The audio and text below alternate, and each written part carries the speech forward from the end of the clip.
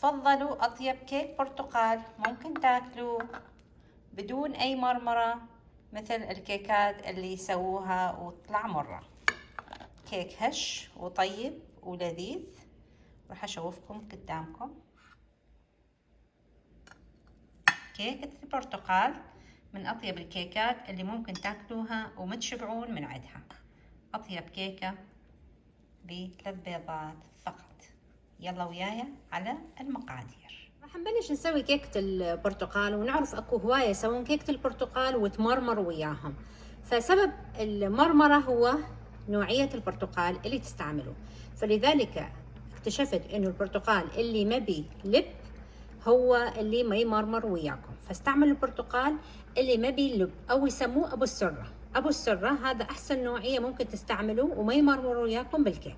يلا نشوف الطريقة نفس طريقة منال العالم، طريقة ناجحة 100%. قدامكم قصقصنا البرتقال وشوفوا ما بيه نهائيا لب، وحتى هذا الابيض اللي يصير بالنص لازم نشيله حتى لا يمرمر ويانا. هسه على الخلاط نحط البرتقال مالتنا بالخلاط.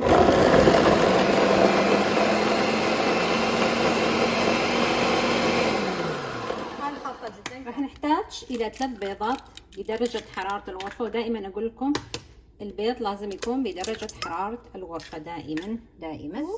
وربع من السكر، رشة فانيلا او ملعقة صغيرة فانيلا، والى الخلاط الى ان يصير القوام على بياض. مثل ما نشوف الخليط صار عندنا هنا فاتح. هسه راح نشغل على القليل ونحط نص كوب من الزيت النباتي شوية شوية مع الخفق المستمر.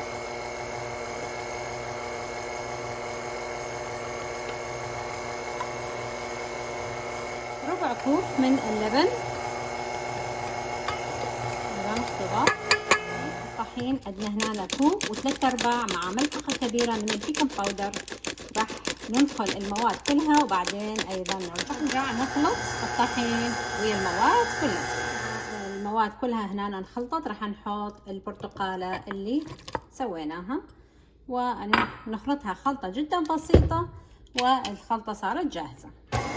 وحدة كلش كافية. القالب هنا مدهون ومرشرش بالطحين.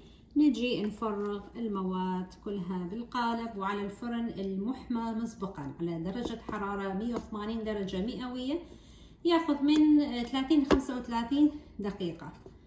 هالحركة مو هواية يسووها، بس أنا أسويها حتى يتجانس كله. وعلى الفرن مباشرة نستعمل نص كوب من عصير البرتقال، نص كوب شكر عادي. أول ما تفور هالشكل راح نطفيه.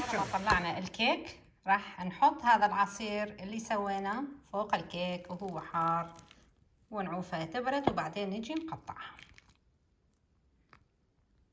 وهذا هو الكيك النهائي، كيك البرتقال.